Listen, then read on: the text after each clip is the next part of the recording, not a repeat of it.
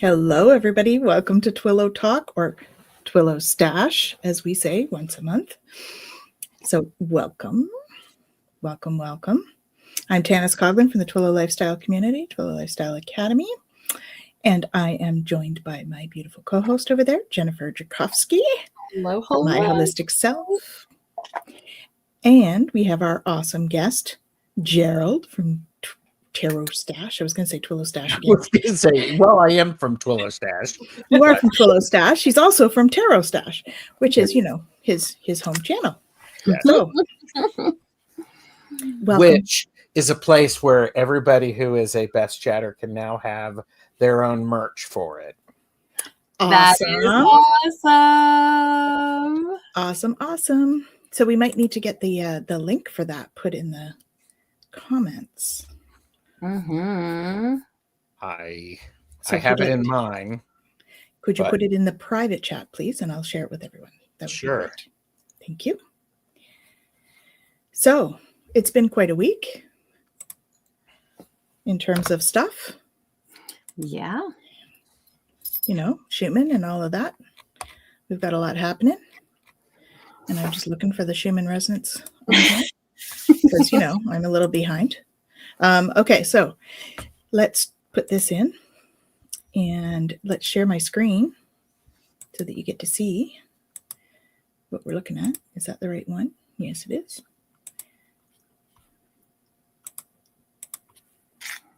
There we are. And it's not about the ads. It's about this. So we had a blackout, quite a long blackout, and then it caught up. And so power of 17. So it's not too elevated today, but last week, this was full, huge stuff happening. And then if we look at our space weather, okay, we'll agree to that. We have solar flares. Before you move on to that, tell me what a blackout is and what that means for us here. Absolutely. So it can be one of two things. It's either it's off the charts. So with the Schumann, oh my goodness, ads galore. With the Schumann, there's a chart here, right? And if it's off the chart, sometimes it'll show up as a blackout because the tool that is measuring it is not capable of measuring at that height, which is what I suspect it has been in these blackouts that we've had because I've been feeling it. The other thing is that it's a malfunction of the machine, but I think we've had some big stuff because when we look at the solar flares, especially today, we've had a couple of M-class solar flares again. So we have been through a more quiet time where they're in the A, B, kind of C area. Mm-hmm. Today we've had up to M-class, and there were a few last week as well that were M-class. So we feel the M-class in our system, right? We feel that sort of agitation or a headache or exhaustion, or we feel a little bit more moody, emotional, that sort of thing. Mm-hmm. And that can also be affected, of course, by our KP index, which you'll see we have had some in the yellow, which is a little bit elevated. We have seen it up to 7 and 8s and stuff in the last month. We did have a little period of that. But so most of them are in this yellow stage here, the 5 area, which isn't bad, but we're still going to feel a little bit of it as we go forward. And so, so that's where we're at with that. Yeah. Nice. Mm-hmm. So we've had some stuff. Absolutely. Happening. Mm-hmm. Absolutely. And of course, the moment we're going to do the transits, the dog wants to go out of the office. Yeah, of course. While she's doing that, what's the KP index? The KP index is it's the planetary K index from the National Auroric Activity Center. So it's updated regularly. It's consists of a range from 0 to 9. And it's also an indicator of it's Schumann related, right? Yeah. So it's the amount of vibrational frequency. Okay. Thank you. In a different mechanism of monitoring it. Different tools. Yeah, it's geomagnetic activity. So what's really Yes. cool is that it's the forecast for like the auroras and stuff that we see. Yes. But also it's measuring it like for power grids and satellites. So because it's magnetic, right? Geomagnetic activity can impact like power grids and satellites. So depending on like what's showing up for it, the Earth's like magnetic field gets its disturbances in the magnetic field, which is going to impact all the other stuff. So I just think it's so cool because, you know, we've got like all of these different things that are measuring different aspects of the one kind of energy. Yeah. Yeah.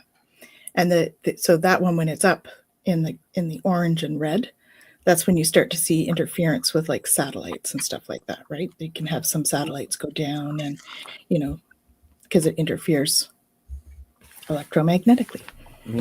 Okay. Mm-hmm. Yeah, it's super cool. Well, and you know, the blackout stuff is super neat too, because you think about, like we've talked about this, Gerald, on the Laugh and Learns, but the neutrinos and coming through. And I can't help but, you know, think about how when we have those bursts of energy that are impacting, because I do think that they are connected to the Schumann. So when the sun is sending, you know, when it has its solar flares and things like that, the energy comes in and it impacts the Schumann. And so, you know, when we look at the transits, it's like, okay, for whatever reason, this particular energy of the transit that we're in is getting brought to us like with even more power and more, you know, energy. So I do like that. I find it extremely interesting when different measurements from multiple platforms or disciplines link up and say, pay attention, because at one point you can put your tiny hand on something and suddenly it's like, oh, well, that's the Schumann, the solar flares, the KP index, astrology, different calendars are all going, there's something going on there. I love that. I love that overcomplication. So I just thought I'd show this, it's a picture of some of the solar flares, since we're talking about that. So this is like a picture of the sun's surface, and you can see these things coming out of it. There are sunspots all around the sun, and sometimes there's large spots that can be affected. So these are pictures of the solar flares coming out. So here's another one. You can see a whole lot of activity right in here. I don't know if you guys can see that. It's pretty small, eh? My little magnifying glass. This is another form. And that's when we started with. So you can see they actually take pictures of some of the flares, so we can actually visualize what's happening in all of that. Yeah, so that's kind of how it all works. I find it really interesting. You had talked about solar flares. My father was an amateur radio operator. Oh, nice.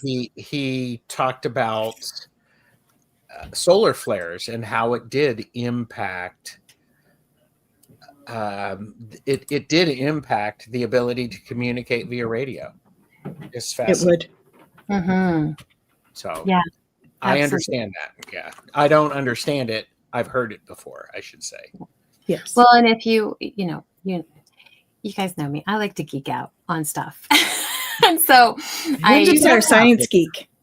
And so I did in the blog on passengerconsciousness.ca. So if you guys really want to like deep dive into some of it, there's a whole series of blogs where we did our cosmic connection. So we talked about, you know, the connection between the stars and us. And then we talked about solar flares, space weather, and, you know, all of that. The Schumann we dove into. We talked about neutrinos again, and how neutrino oscillation carries unique signatures.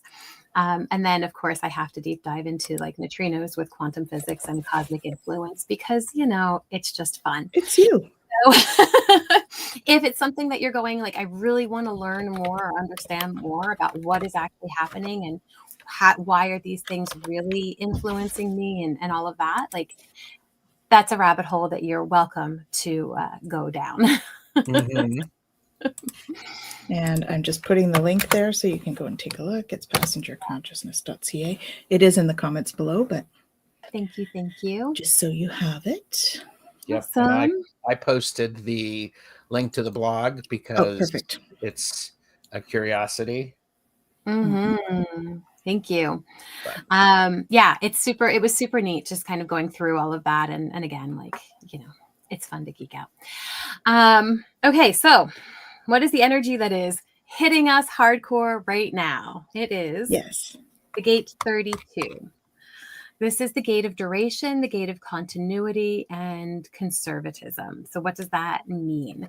From a Gene Keys perspective, it means that we're moving from the energy, the shadow energy of failure, to the Siddhi energy of veneration through the gift of preservation.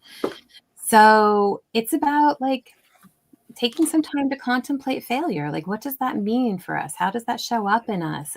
Our ability to see that there really isn't anything known as failure unless we choose to stop or to give up or to release something.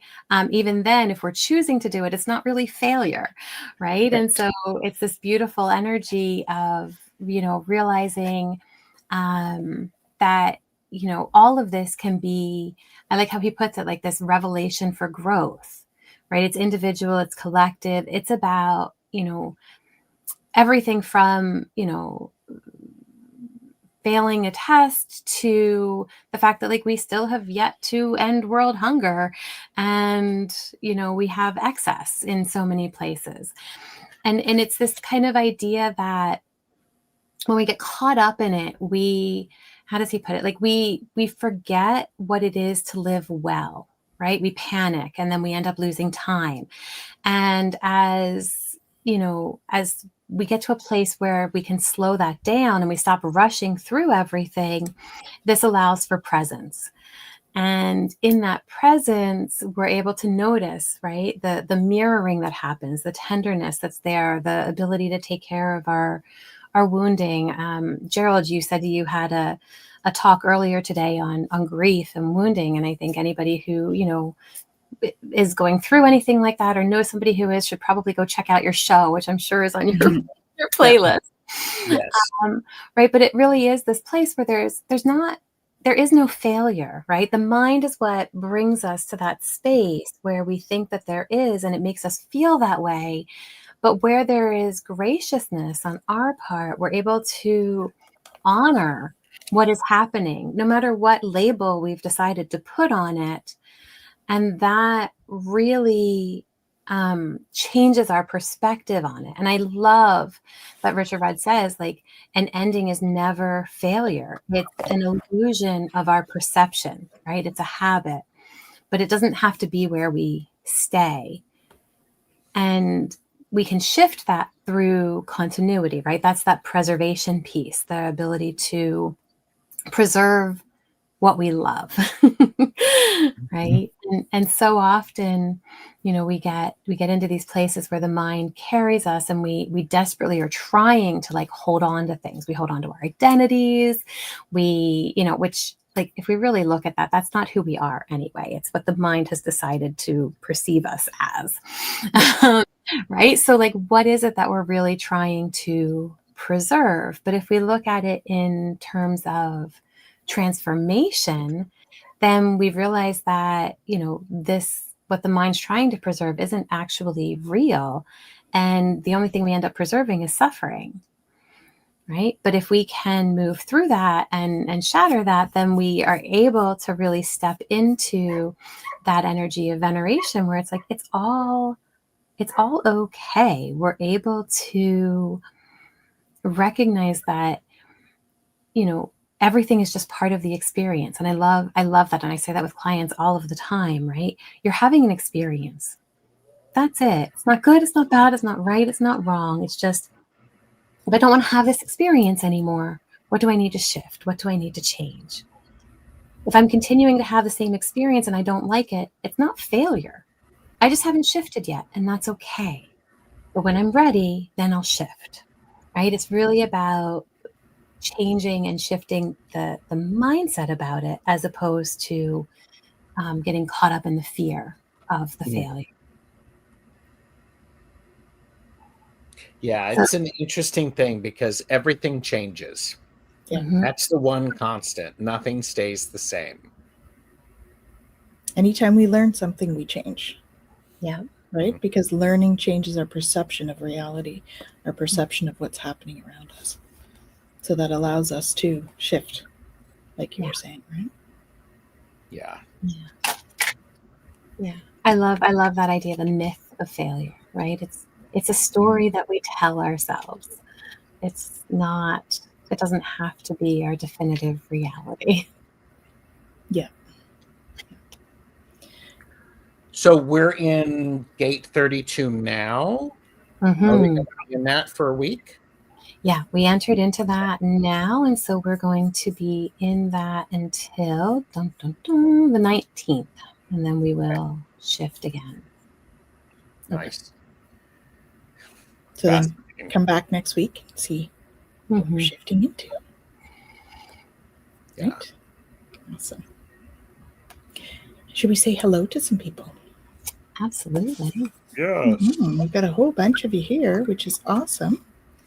So we have Kaylee, Fogo Pogo. Hey, Kaylee.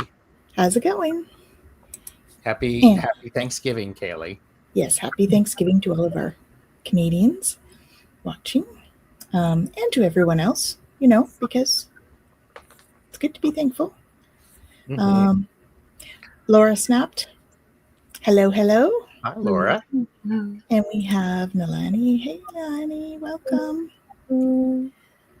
And we have Dolores. Hey, Dolores, welcome. And Beth. Rising, Beth. Hello. And we have, who else have we got here? You guys are all talking back and forth, which is awesome. Best chatters, right? And, I love it, Gerald. Best chatters. There we go. Yep. Yeah. Zane, Tarot Token Witchery is here. I love this too. This is your brain on This is your brain on solar flares. Yep. Yeah. Pretty much. There we are. Hey, Zane. And we have Rachel. Hi, Rachel. Hi, Rachel. Slugger Booley. Welcome. Hello. We have Leah Omega. And we have Edward Kenneth, who's working and lurking. Beautiful. So welcome, everyone. It's great to have you all here. And So what have you noticed, Gerald, in the last couple of weeks? Well, I was just curious if you guys wanted to share something small for which you were grateful. Oh, I have so much. That gratitude. I have so much that I'm grateful for. Okay. Absolutely. I could say I'm grateful for all of you, because I am. Yeah. And my friends and family and my clients and my business, and I'm grateful for the house, and I'm grateful for food, and I'm grateful for, it just could go on and on. There you go. And, I'm grateful for my dogs that are yapping in the back. But it's been really lovely having time. We did a class up here over the weekend, and one of our students from out of town was able to come in, so that's been really lovely too. Like, there's just been so many beautiful things. The weather is gorgeous. We were able to sit outside and do some things. Yeah, we had a great night on Saturday. It's been lovely. And as Tanys said, I don't think that there is an end to the gratitude for how things are and how they've been. One of the things that for which I am experiencing gratitude is today's show earlier about grief and mourning hit me much more than what I was expecting. So I'm very thankful, and I have a great deal of gratitude for my guests who were with me and helped to ensure a safe space for me, and a lot of the people who were watching who were sharing very authentically and genuinely. It was beautiful to see. So Mhm. yeah, it was really amazing. It was really amazing. So That's wonderful. Well, it's wonderful Yeah. that you were able to create that safe space for people to be able to share, because Mhm. such a, it's such a rare thing sometimes to be able to have real authentic safe spaces. And so it's a beautiful thing that you're creating. Well, thank you. Especially conversations like me. The grief show was incredible and made us all cry.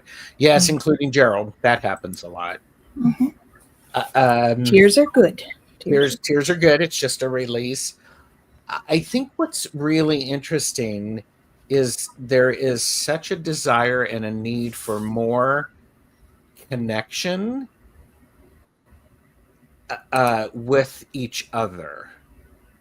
Mm. This is a world of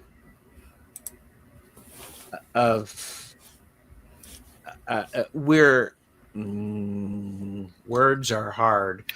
Sometimes it's Yes. challenging. It's easier to find the way we are different than the way we are similar.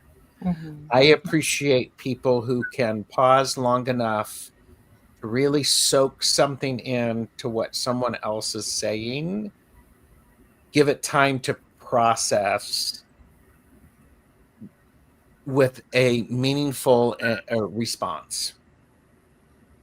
Now, I say, give it time to process. Well, that can take all of that long, Yeah. Mhm. but it's intentional. It's the people who are fully present and being aware, it's significant, I think.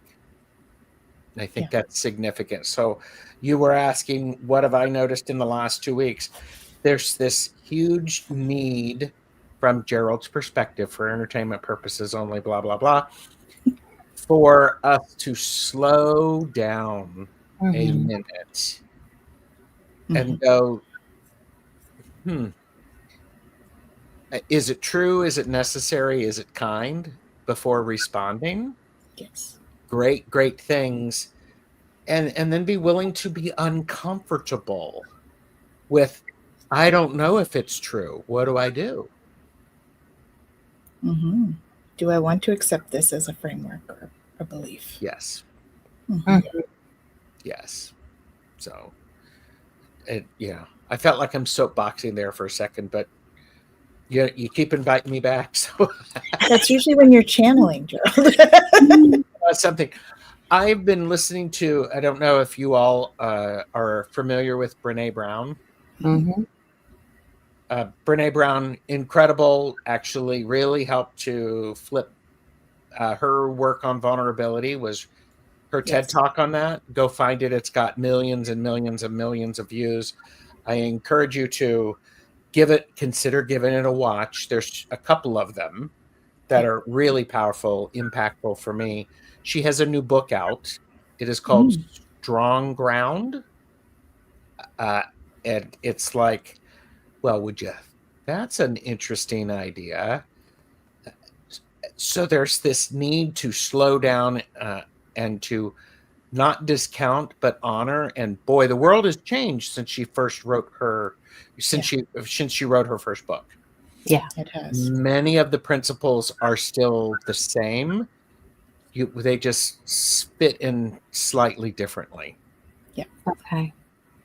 So I was Jennifer's probably writing that down, going, I have a few of her books, and I do think that they're very well done and very powerful and very relevant for the process of coming home to ourselves. and I don't always agree with her. I will push back. It's fun to entertain the idea. It's like, ooh, yeah, okay, got it. That's an interesting perspective. I appreciate a different perspective now more than ever with the the energy flow that is happening. We need to, well, and it goes back to that, everything is part of the experience in gate 32. Is this still true for me? Does this need to be different? Or is the value of the experience different? Yes. Yeah. Well, and I love what you said about how I don't agree with everything, but there's still value, and how we can often get very definitive in the way that we think. We can get very caught up in, they say black or white thinking, all or nothing thinking. And it's important to be able to make that decision around, is this still relevant for me? Does this, still serve me? And if it doesn't, that's okay. But then I don't have to throw all of it away. Right? Correct. I do That's have right. the ability to go, okay, this aspect doesn't really serve me, but this one I still want to hold on to, and that's okay. It's okay to shift and ebb and flow. It doesn't have to be all or nothing. And when we do that consciously and out loud, the people who love us and understand us and want to be close to us become closer to us. That's part of the vulnerability of that. Yeah. It also normalizes the fact I am having to think about this differently. New things have come in. There's this great power in when we have new information do we put it in and let it impact the thought process, our values, the information we have? Let's go, think back in the world of science, metaphysics, whatever. When new information comes in, people consider it, they play with it, they look at it, they try to incorporate it, or they try to dispute it. And in the effort to dispute it, they prove that it's even more relevant. And they do so with a rigor that is a form of passion. Sometimes I'm lazy and I don't have that passion or that rigor to be able to follow through with it. Well, and that's where discernment comes in too, right? Is during that process, we're starting to discern what our beliefs are around that and how we're going to step forward. Yeah. With that, are we going to accept it or not in our own framework? One of the things that Brene talks about early on in the book, and I wrote it down because this was one I'm going to have to think about, is the idea of paradox. Go look that word up, kids, and think about it and how multiple things can be true. Yeah, absolutely. We talked about that just with emotions. Yes. You have multiple emotions being true at the same time. And I think that because the mind constantly wants to understand, it wants to compartmentalize and label and do all of these things that, make it really difficult for us to be able to just sit with all of the things so that we can feel it and get the wisdom from it through the body, because the mind is in there just, plugging away at what's going on. Well, and you had talked about when you had mentioned gate 32, everything is part of the experience. The experience is the experience. It's neither good nor bad. Yeah. It's just the experience. Yeah. That's a mind flip. Yep. Because we're in a world where my experience in the world has been there is a right way and a wrong way, a good or a bad, a yes or a no, instead of being, well, it can be both and it can be all three. It's like, and it's liberating and scary at the same time. How's that for a paradox? Absolutely. I say, with clients often when we're doing, therapy, I said, like, the process that you go through is probably one of the biggest paradoxes. I don't always use the word, but it can be the scariest and most liberating experience. Mhm. Because when we get to that place of taking, full responsibility for our experience, that's Yeah. tough. That's a paradox right there, right? We have to take responsibility, and that can bring that, oh my gosh, I'm responsible for that. And yet I'm responsible for that. I can create whatever I want. There's the freedom in that part, right? Yes. I just did the show on grief and mourning. Grief is not and mourning are not linear, and they're cyclical, and they're messy, and don't try to force it. And those of us who are observing people who are in that state, if we just meet people where they are, that can bring up a lot of our own stuff. Yeah. There's a sense of beauty and meaning if we were, the continuity of this and the preservation and the transformation could be, we sit knowing that both of us, or all three of us on screen, are, it's messy, I don't like this, it makes me uncomfortable, I want to help, I want it to go away, I want to understand it, I don't like it. So I think that it goes back to that idea of being present and being in the moment. Mm-hmm. So enriching and deep. Yeah. That's just like, when you say that, it just, my heart, right, just fills with that, because that presence is very hard for us sometimes. Right? We want to be there, we want to be present. But I loved, Gerald, what you were saying about how we have all these things happening. And that part of us that wants to shut it down, doesn't want to feel the feels because we have a judgment around it, or we feel like, no, this isn't a good feeling. I don't want to have this.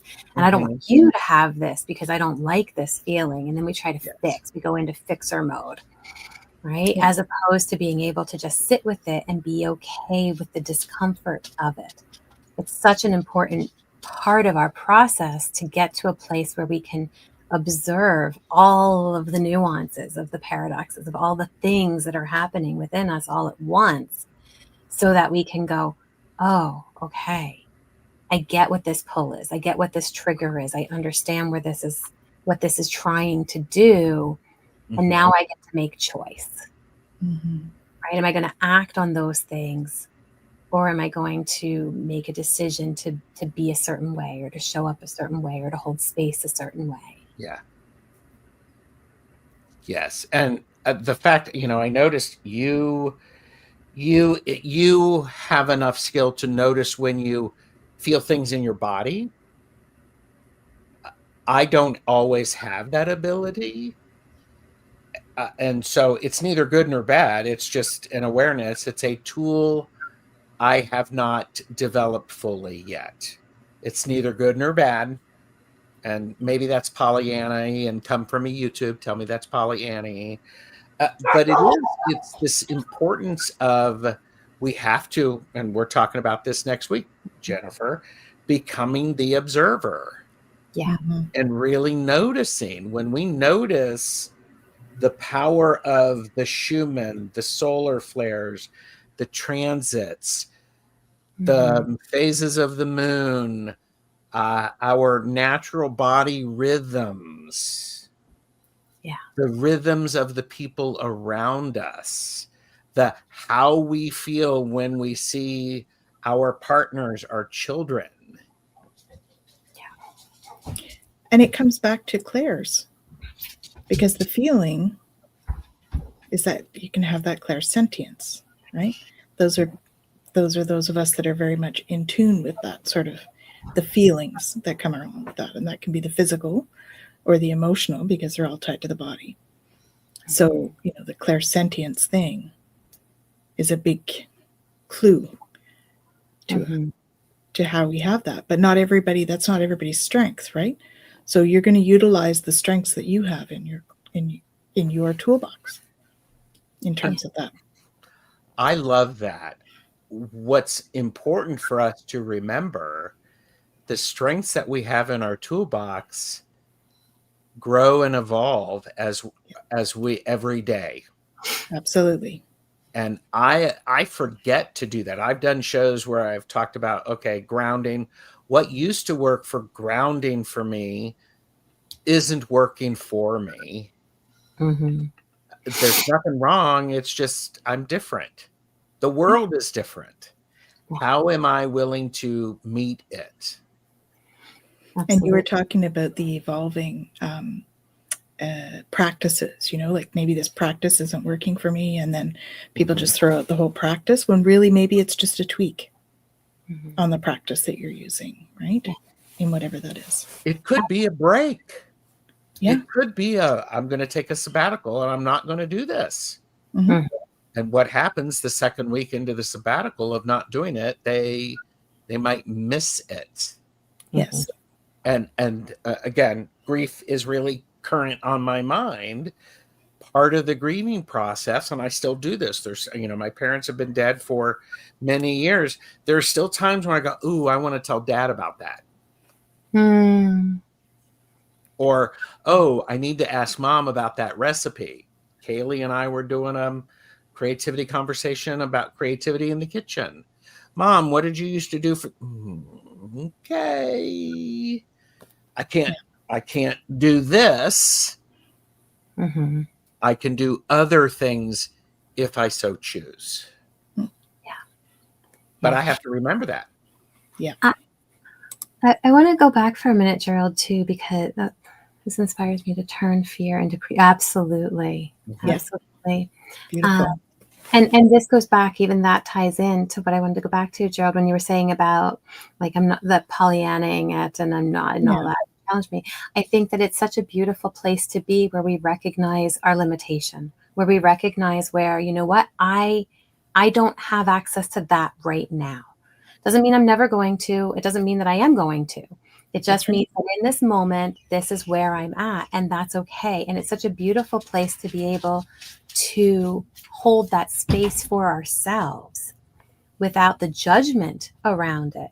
And so I don't think that that's, again, you're saying it's not good, it's not bad. I agree with that wholeheartedly, because as soon as we put a judgment to it, we feel either inferior, superior, good, bad, right, wrong, whatever it is.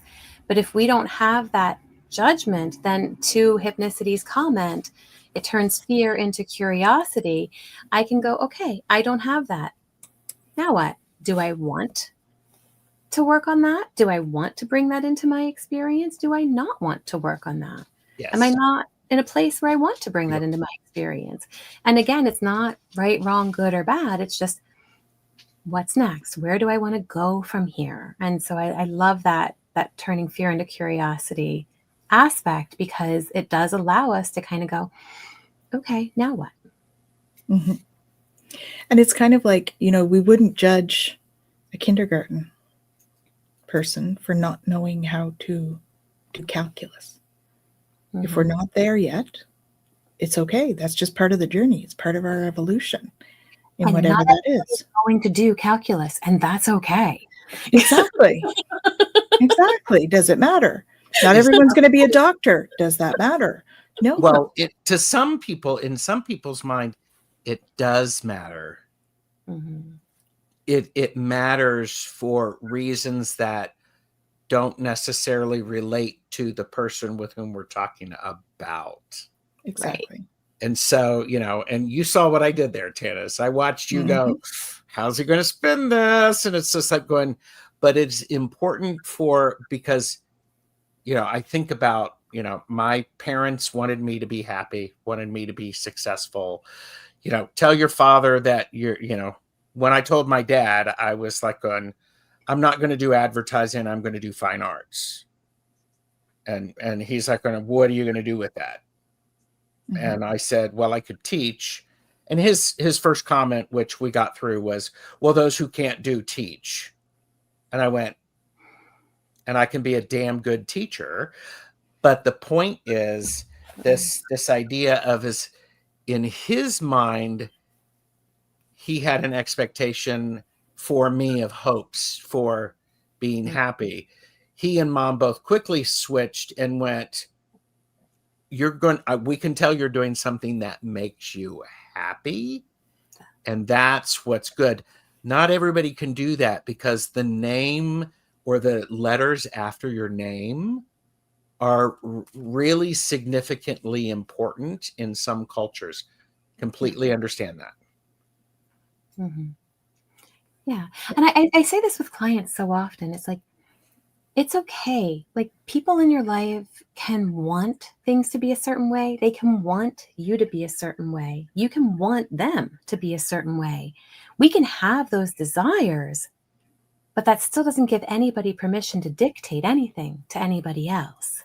Exactly. Mm-hmm. Amen. Mm-hmm. I love what is really interesting. I would, if I had a magic wand, if I had a magic Which you wand, do. which you I do, I should not turn it on without warning. do. I would, and part of this is I've been paying attention to different things, and it may be transits. It could be a wide variety of things. And I know for me personally, I'm finding myself wanting to be around people who think differently than me, that can hold space while I consider what they're saying. Yes. So I don't want people to just agree with me. I want people to, well, did you ever think about this? Mm-hmm. Maybe it's this. And part of the excitement about that and the fear is I get to think something different. And then the fear is I have to think about it differently. And but boy, it really takes a special kind of person who makes us go, all right, wait a minute. Let me think about that. That's a lot to chew on right now. Yeah. And I had a therapist at one point. A good friend of mine was annoying me because she was asking me some hard questions, and by gosh, I didn't want to answer those hard questions 20 years ago. And I was mentioning this to my therapist, who simply said to me, sounds like the kind of friend that I want to have in my life. And I went, oh, fudge. To which we had the conversation about how I can articulate what this opportunity this friend is giving me. Mm-hmm. She didn't know what she was doing. Mm-hmm. As a tarot reader and a reader, and both of you you may have a similar experience. Your mileage may vary. Sometimes I'm telling people things they may know or they kind of knew, and suddenly I'm going, there it is. Look at it. There it is. You're going to look at it. And how do you hold space for that? There's a great skill in that. And I want people like that. I'm desiring more of that.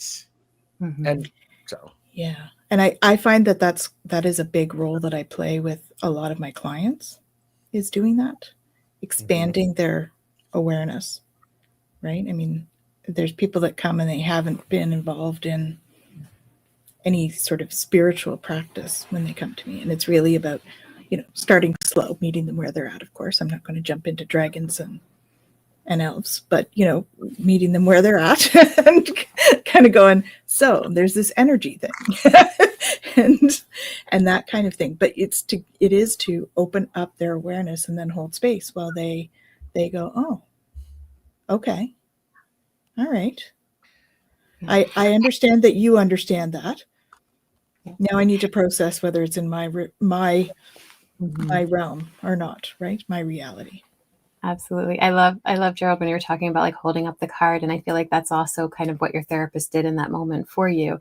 And I have to say, in my experience, I love that. I have had moments where clients have been like cursing, like just that initial like, F you, Jen. And I'm like, cool. So what's happening for you right now?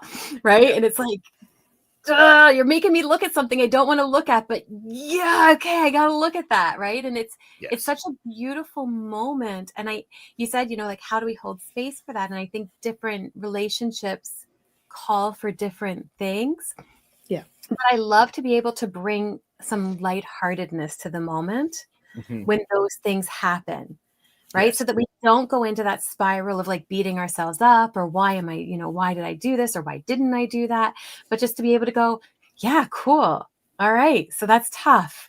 Now what? I had a client the other day that I had that experience with too, that was like, I pushed him out of his comfort zone with doing some of the emotional work, like the energetic emotions.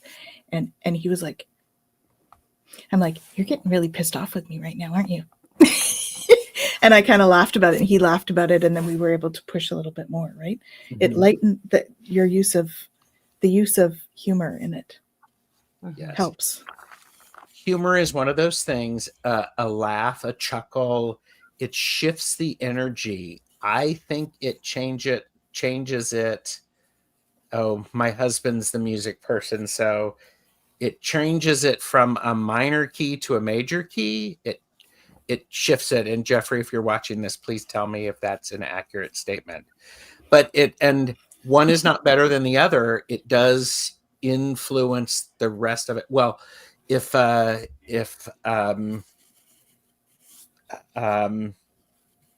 Rachel Rose is here, is that right? Because it can definitely shift it. And Tanys, backstage, you were talking about the beauty of the aha moment. Mm-hmm. And I love that. sometimes what's necessary is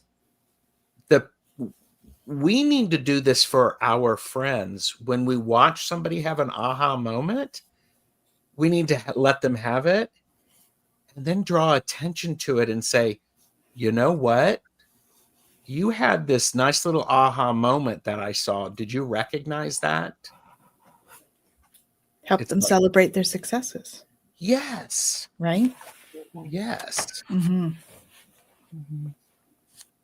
It's so amazing. This and part of that is I always go back to this. Gerald takes notes, but I've already got a full page of notes as we're into this, and I have no idea how far we're into it. This idea of is this mine? Is what's coming up, is this mine? And it's okay for it to be yours. It's also okay for it not to be yours. And you go, is this mine? Nope, it's not mine. Because it informs how we move forward. Yeah. Mm-hmm.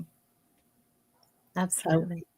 How we learn from it, right? Whether if it's ours, then there is something to do with it. Yes. If it's not, and if it's not ours, then there is still something to learn from it, which I think is so beautiful. Because Gerald, you were talking earlier, and I was like, okay, I could totally geek out on like defined versus undefined head and ajna in this moment, but I'm not going to go there because that's not what we're doing today. But there is this piece around how, I loved what you were saying about this, like, challenge me, because the defined head and ajna can be so, what's the word I'm looking for? Certain. I can't find the word. That's funny. Ironic. But that doesn't make it right. And the undefined wants to be so certain, but also it doesn't make it right. And I think that that's such a beautiful place to be. All of us, regardless of where we're at, need to get into that not knowing space. And so having somebody who's willing to challenge us and challenge our thought process and all of that does that for us. And it holds that space for us. And so I just, like, to what you're saying, like, I just feel like there's such a beautiful opportunity there when we're able to go, just, I need to sit with that for a minute. Just give me a minute and let me see where that takes me. Yeah. And then I'll come back. Yes. Definitely. And I think this is, so I'm trying to figure out, this is Gerald's processing going, and how does this relate to anything that we were talking about, Gerald? To which I'm quickly going, this relates to everything that we are talking about. This continuity, the preservation, everything is part of the experience, the paradox, the aha moments. What I'm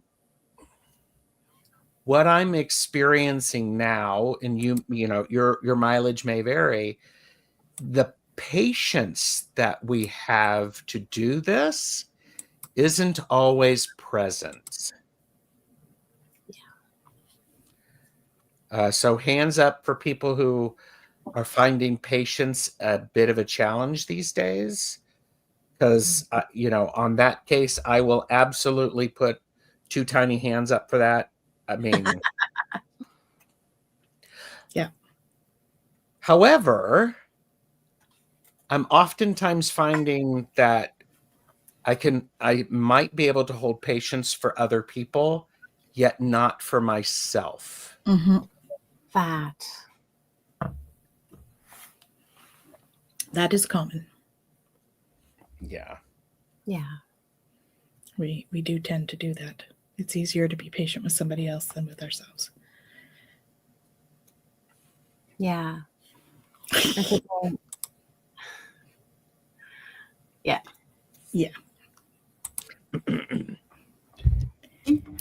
Haley is very patient.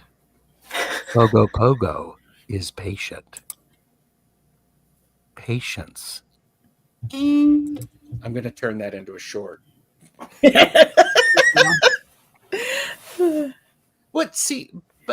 So it's an interesting thing. There's so much. I mean, here in the Northern Hemisphere, we're into fall, autumn, which is the darker part of the year, where people spend a lot of time inside by themselves, not doing things. There can be a bit of spiral with that. Jilly from Little Zen Crone, who is a friend of mine, I've done some Buddhist book discussions with. She talked about knowing.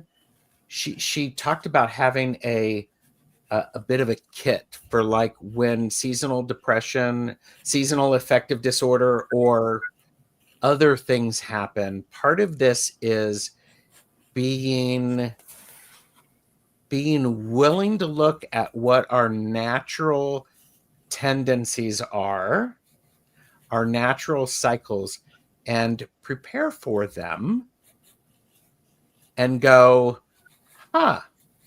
okay. The easy one that everybody talks about is, the moon phases. Mm-hmm. Everybody talks about full moon driving people crazy and making people insane. I, on the other hand, find a full moon really great. Love it.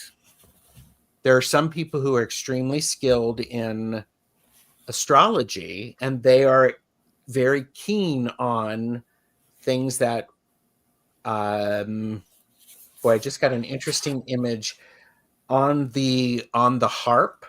When certain things happen, it causes the string to be plucked, and then there's radiations.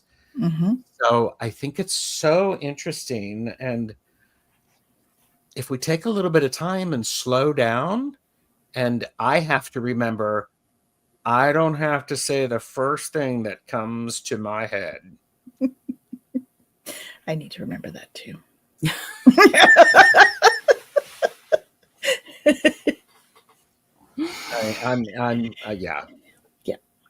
Because it's messy. Powerful. It's messy. What? He said finding the pause is powerful. It can be. Sacred pause. Yeah, Jilly talked about the sacred pause. Yep. One of the other things that I wrote down, actually I wrote 2 things down, which are really interesting. This myth of oh yeah, there you go. Woohoo! The myth of failure. Yeah. Stay tuned. There may be a laugh and learn about that. The myth of failure. First attempt in learning. Yep. first attempt in learning. Then this idea of hypnicity set it, the fear into curiosity. Mhm. Because that's a creativity conversation going on. I've had 2 conversations about fear and following the fascination. These are new habits and new pathways we develop. We're not broken. Mm-mm. You are not broken. For those of you who are watching going, you're not broken. You're wired perfectly for you. Yeah. And Jen, correct me if I'm wrong, please. I know you will. I count on that. The idea of understanding our human design is this is where I'm comfortable, and what my natural tendencies are doesn't mean I can't do something else. That's right. Absolutely. We can do whatever we want, if we're being really honest in a lot of ways. Do whatever But we want. We have free will. what I love about it is, again, that permission to be who we know we are. And so it is that component where we go, like, yeah, I can look at this and I can use this. And some people do use it as this is a set framework of how I'm supposed to be, and that's it. And if that's what serves us, great. But ultimately what it really is for me, and what I believe you're getting to there with that is, Gerald, is it's a framework that we can use to gain understanding. It's like a launching point. We get to decide from there where we want to go with it. Yeah. Even Just the like dogs. Yeah, even the dogs agree. 3 out of 4 dogs agree.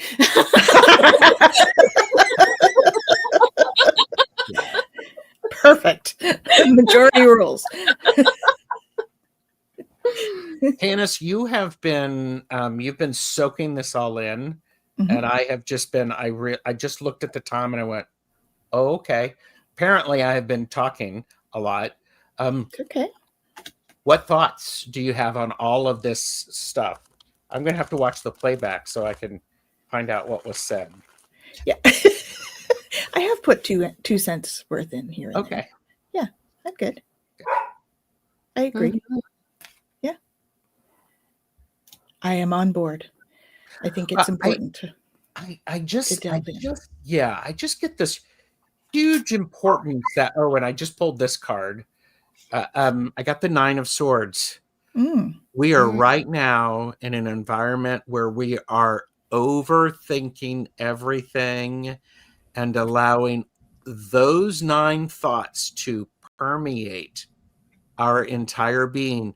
We're not paying attention to the 9,270 other thoughts that are around.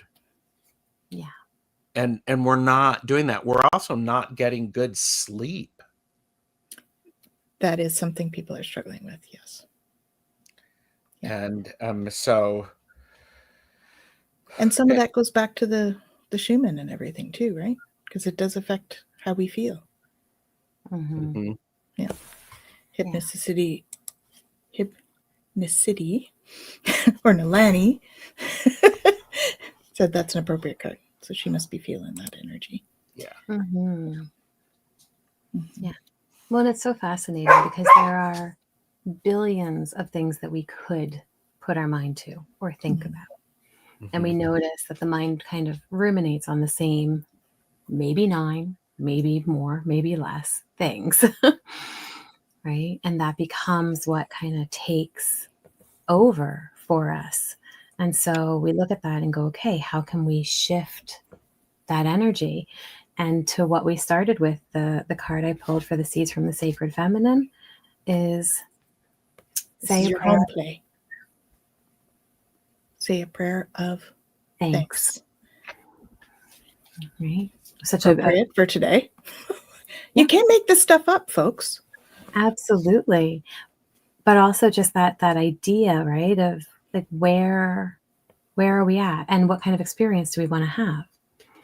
You know, it was so funny. I had one client and that, they just were like, you know what, I just want to wallow today. It's like, okay, we get to choose what kind of experience we want to have. And that's okay.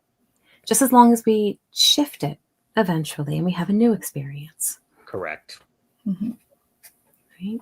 And it's really about that whole every time we learn something, we're shifting our experience. So, being comfortable with that. We're never the same person 2 days in a row.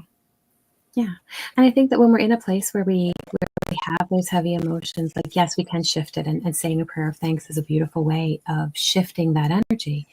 But sometimes it's important for us to sit in the heaviness of it.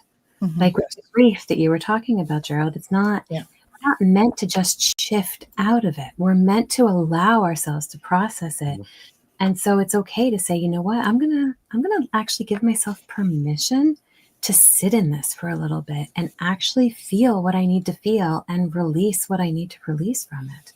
However long that takes, without judgment or expectation of it being a certain way. That's really beautiful, because when we do that, it actually lasts a shorter amount of time than if we didn't do that. Beth said something earlier in the chat today, is like avoidance is a way to lengthen it, or something like that. And so when we go, I see you, I'm going to, let's sit down, have a cup of tea. I'm not inviting you to move in, but what do you got? Yeah. Because that's what people want. People want to, okay, that's what I want. I want to be seen and I want to be heard. I think that's a very common need, right? As human beings, we're very much, we communicate. It's what we do. And whether we're doing it verbally, whether we're doing it body language, we're communicating. And we want to have that feedback of conversation, of being heard, of being seen. We want to feel valued. Yeah. Sometimes I watch short videos on social media to where it's like the tagline is just like showing up matters, where you see kids who are coming on the stage to sing or something like that. And then, the kids looking around, suddenly they see their family member, their friend, their grandparent. Family member and grandparent are the same thing. But they suddenly, their whole world changes. And I saw one recently of men seeing their wives when they're coming, Yeah, I was watching one of those last night. Yeah. And I'm like going, I want to have that look when it's important, when it happens. It's like, dogs are really good at that. Yeah. It's like you may have gone outside for 2 minutes and you walk back in and it's like, oh, you're here. Cats, on the other hand, are like going, and where's my food? Well, we need a blend of friends, right? We do. They're the ones that come and cuddle you. Yes. And all of them have a tendency to know when we need those cuddles. Absolutely. Sometimes humans don't have that. Oftentimes children do know that. Yes. And wouldn't it be nice if the adults around us knew it's just like, I'm having a rough day. Okay. Yeah. I think animals in general really know that, right? Okay. J Cat Lady. I love my cats, right? I love them too. And I do think that they do know, right? Leah, medicine cats. I remember reading something once about how the animals they give us Reiki, right? They come up and they're kneading and they're doing all of that with the cats specifically, but with animals in general. Like my guys, cats, dogs, they all come up and they're like, okay, I'm just going to give you some energy right now. It's okay. Yeah, right? they help for sure.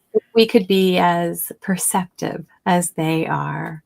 Right. But again, they're so in the present moment, right? There's so many things that these animals can teach us. Well, Leah says the purring builds bone. There you go. I love that. Nice. Kaylee says that was her experience on Saturday. She was in such a funk being alone for Thanksgiving, but ended up leaving with spirits lifted and feeling myself because of my friends. Yeah. Very nice. Beautiful. Yeah. Oh, I hadn't heard that. Cats heal upper body. Dogs heal lower body. Cool. Interesting. Yeah, I Okay. hadn't heard that. Cool. Cat people or dog people. We need to just be both. We need to people. be both. Where do guinea pigs fall in that? Equilateral healing, right? So where do guinea pigs fall in that? Because Yes. I like that. That's where they fall. Yes. yes. Actually, Perfect. you bring up that is a curious thing. You can do the interwebs is a vast sort of information. Some of it is actually accurate. You could do a search and go, what's the totem energy of a guinea pig? Mm-hmm. Mm-hmm. And if it feels right, then go for it. Yep. Absolutely. Yeah. And there's remember the cartoon cat dog. Mm-hmm. The perfect healing tool. All Awesome. right. Shall I read this to you guys? Yes, please. Okay. Say a prayer of thanks. To be in a state of gratitude is to be one with all of creation. Be grateful for your life, grandchild. When you feel grateful, you see more beauty in your world because more beauty reveals itself to you. Your ancestors knew this trick. They practiced gratitude in their daily earth walk and gave thanks to the Sacred Mother, their source of life. This habitual offering of thanks developed their spiritual body and encouraged a practice of reciprocity. The patchwork grandmothers encourage you to develop ritual of gratitude and reciprocity as well. What you give to creation, you receive from creation. Remember your sacred lineage. So much good can come to you when you call it forth. Give thanks.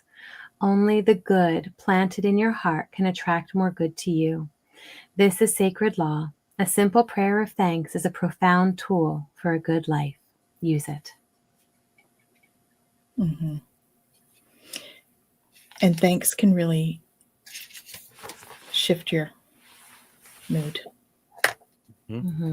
quickly, which I love too. Mm-hmm. Leah says, love to you all, but she must go. You. Bye.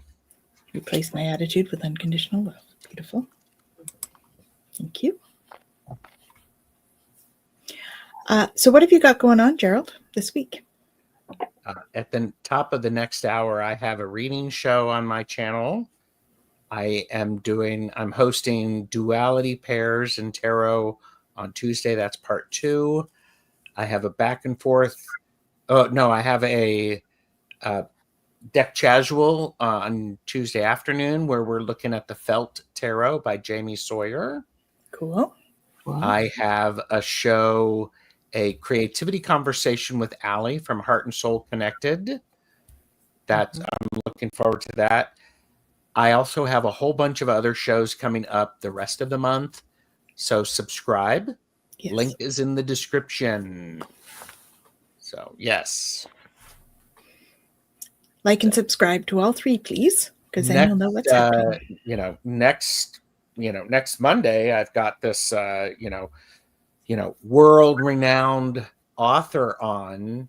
We're talking, we're talking about we're doing a laugh and learn about becoming the observer.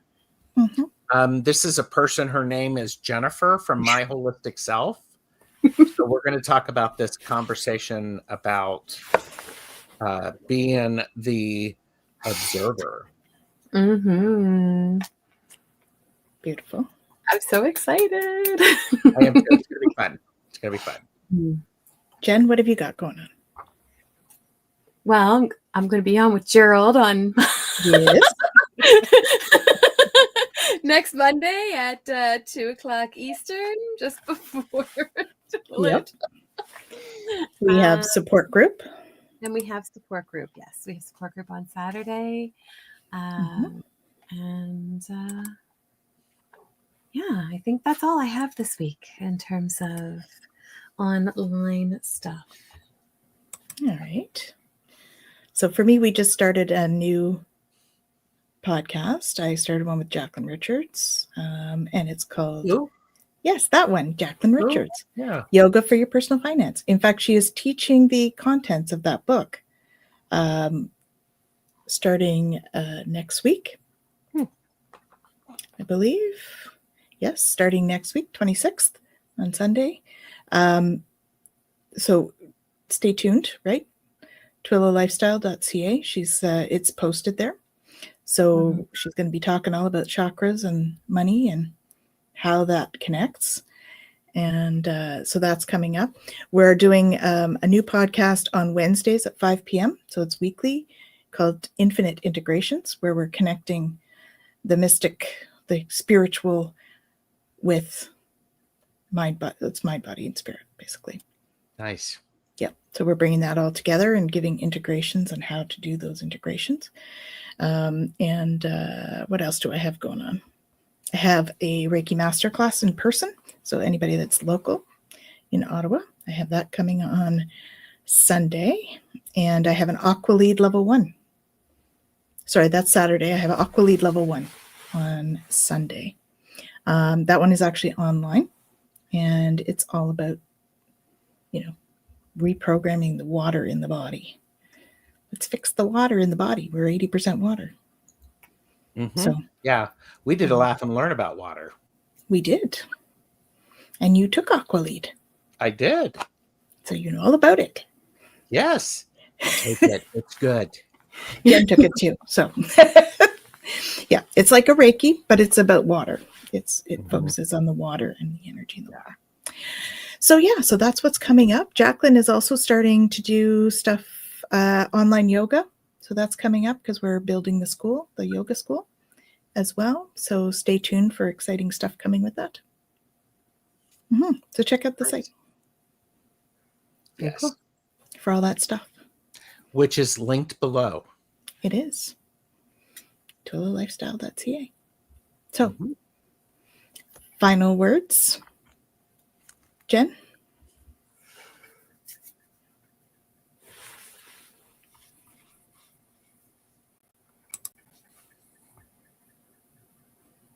It's so funny. It's just like such a simple, just be. Just be. Just Perfect. Gerald? How can you release yourself from the myth of failure? Yeah. Very good. And I really liked the fear and changing that into, I'm actually going to change it, fear into an adventure. How can you see it as an adventure instead of a, negative journey? Yeah. Go through the fear. Sit with it.